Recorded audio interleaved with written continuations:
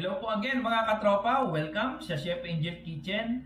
Kung bago ka sa channel ko, please like, subscribe at pakipindot na rin po ng bell button sa ilalim po ng inyong mga screen para updated po kayo kung may mga bago po akong upload ng mga video. So for today's episode, excited po ako na i-share sa inyo ang isa sa pinakamadali at isa sa pinakamasarap na recipe na aking natutunan. Ito po tinatawag na oven grilled chicken wings barbecue. So ito po'y masarap ihanda sa mga party, sa mga piyesta, at pwede rin po itong ihanda sa pang-araw-araw po natin na ulam. So kung interesado ka na matutunan yung ganitong recipe, please panoorin nyo po yung video ito from the beginning to end. So without further ado mga katropa, mag-start na po tayo. Salamat po!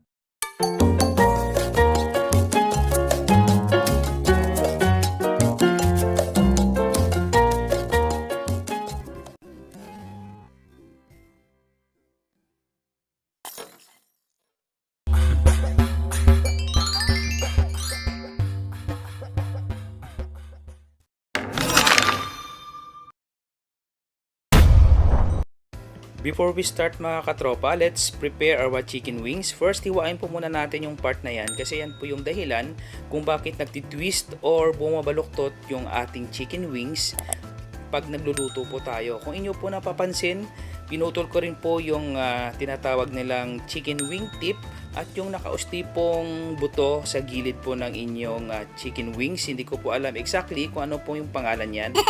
But yan po yung aking ginagawa para maging malinis po siya tingnan at hindi po siya babaluktot if ever po na lutuin po natin kahit ano po pang luto. Kung inyo po naobserbahan at inyo pong napapansin na pag nagluluto po kayo ng fried chicken or sometimes nagluluto po kayo ng chicken wing barbecue ay bumabaluktot po yan.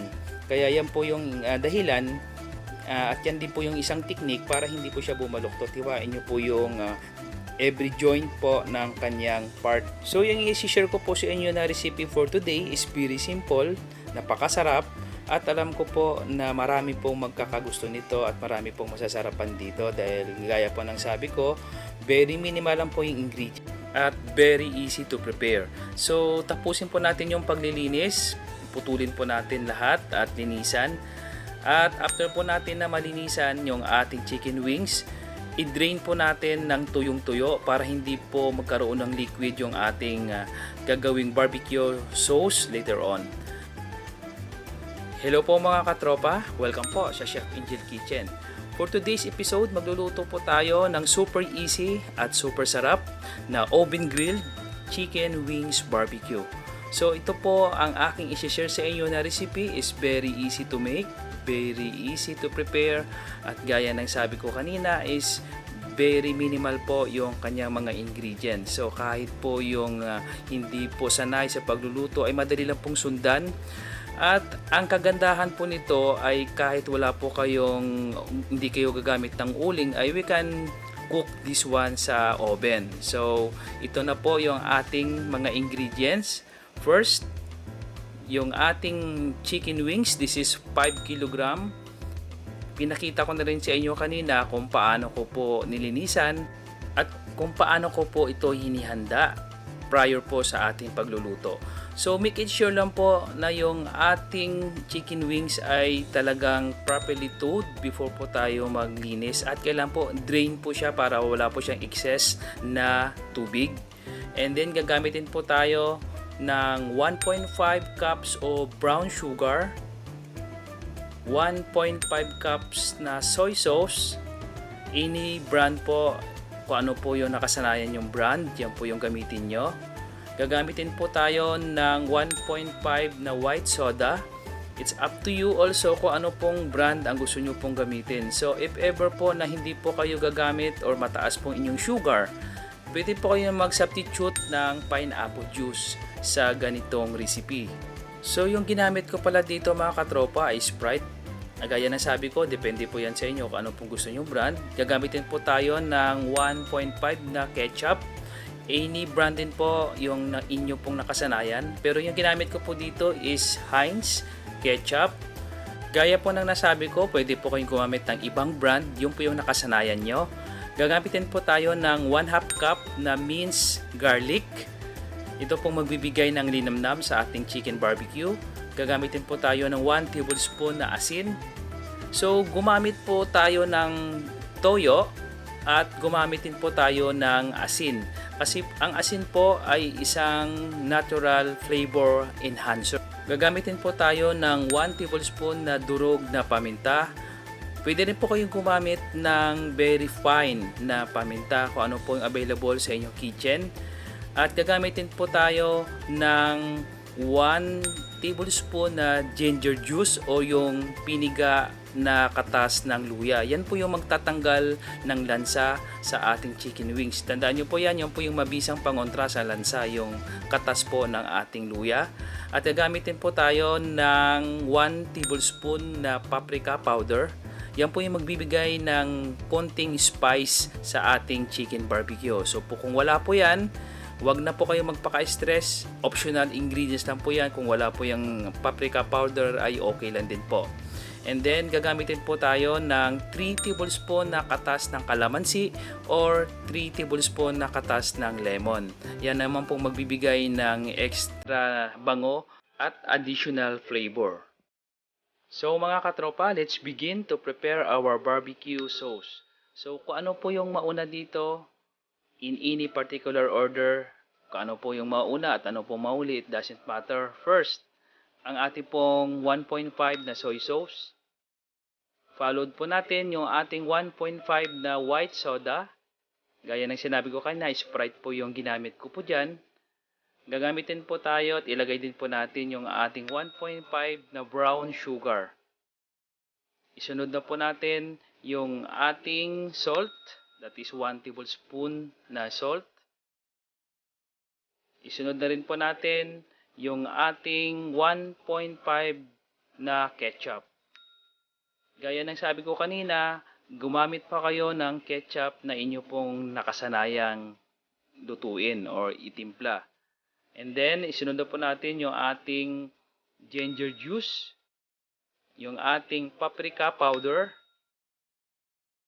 Isunod na rin po natin yung ating durog na paminta, yung ating minced na bawang o minced garlic.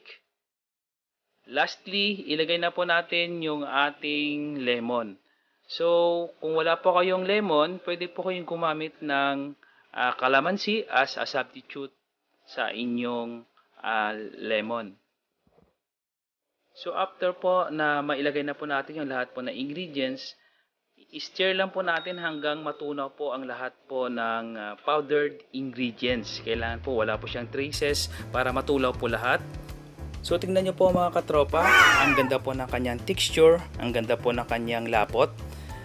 At kung bumibili po kayo ng mga ready-made na mga barbecue sauce sa grocery store, siguro naman after po na ma-share ko sa inyo yung aking recipe sa paggawa po ng barbecue sauce, ay hindi na po kayo bibili kasi napakamahal po nun. So pwede naman pala tayo gumawa ng very affordable at napakadali pong gawin na barbecue sauce. So this barbecue sauce is applicable po sa beef, sa pork at sa chicken meat. So, you can make this ahead of time. Pwede po kayong gumawa ng maramihan and then you can add some 1 tablespoon of suka para serve as preservatives at makip nyo po ng mahababa sa inyong mga refrigerator. So, next step na po tayo. Important reminder po mga katropa, after po na humawak po kayo ng raw meat or bago po kayo humawak, make sure po malinis po inyong kamay at siguraduhin nyo po na after po kayo humawak ng mga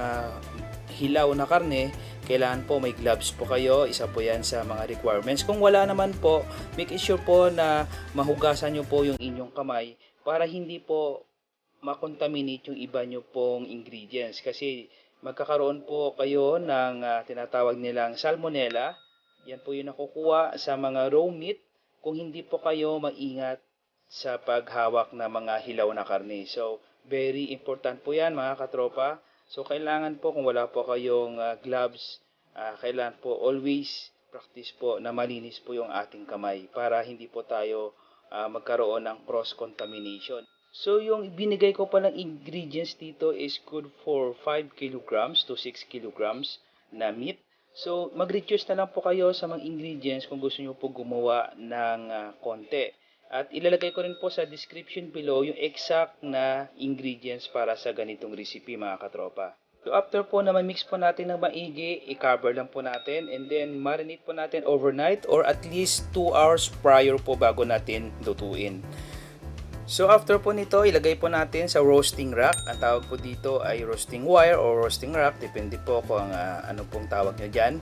Pahiran po natin ng mantika para hindi po siya manigit. Yan po ang isang technique and then isalansan na po natin at ilagay na po natin yung ating na-marinate na chicken wings.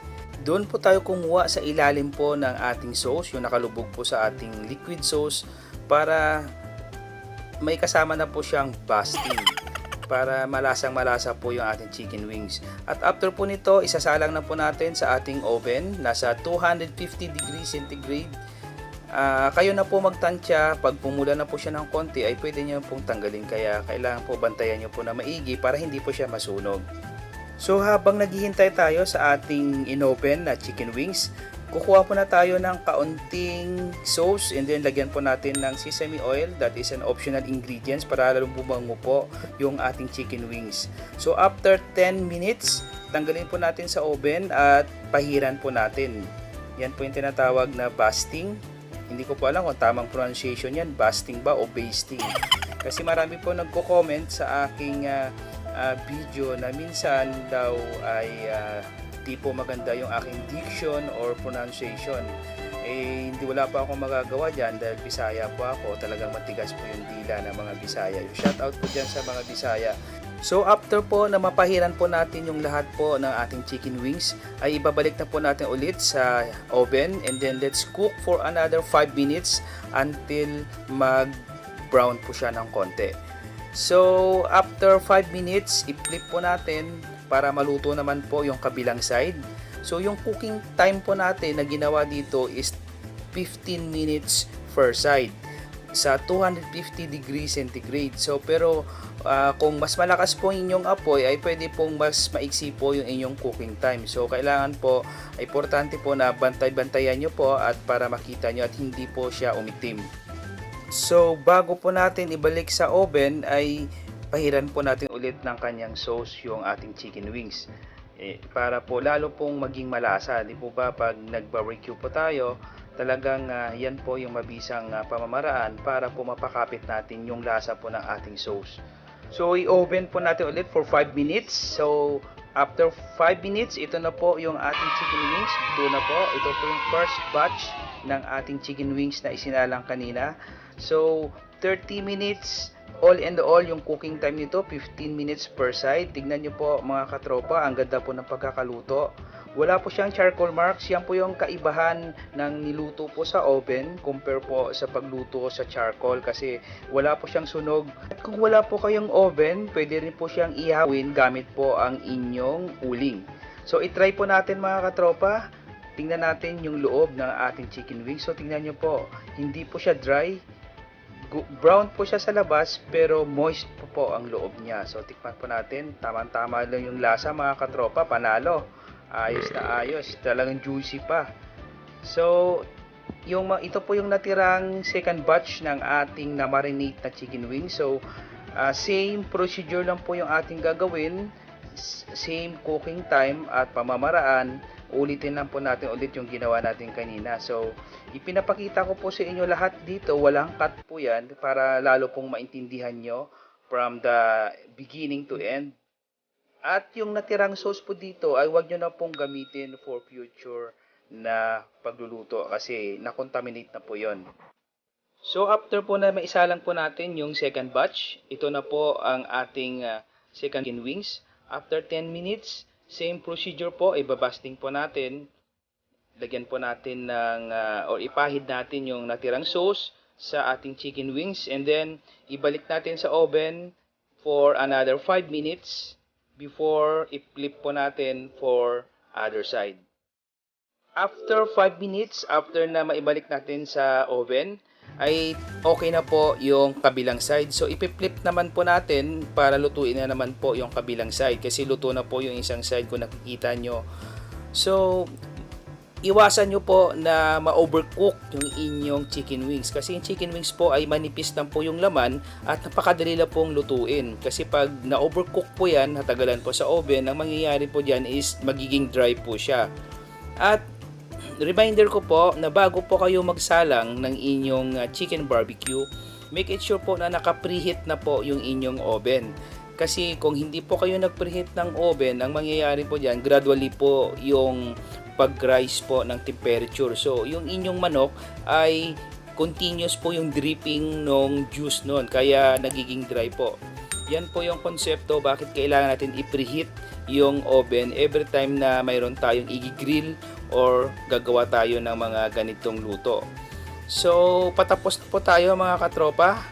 So, masarap po dito ipares kung gagawa po kayo ng sausawan, suka at tuyo lang ho at may kasamang kunting bawang at sibuyas ay katalo na ho. Talagang mapaparami po yung kain nyo dito. At ito po kagandahan sa chicken wings dahil madali lang po siyang lutuin. Gaya ng sinabi ko, manipis lang po yung laman kaya hindi na po natin kailangan lutuin ng matagal. At para po sa akin yung chicken wings po, ito po isa sa pinakapaborito kong part pagdating po sa manok. So hanggang dito na lang mga katropa, sana po nag-enjoy po kayo at sana po patuloy po kayong sumuporta sa Chef Angel Kitchen. Ito po si Chef Angel signing off!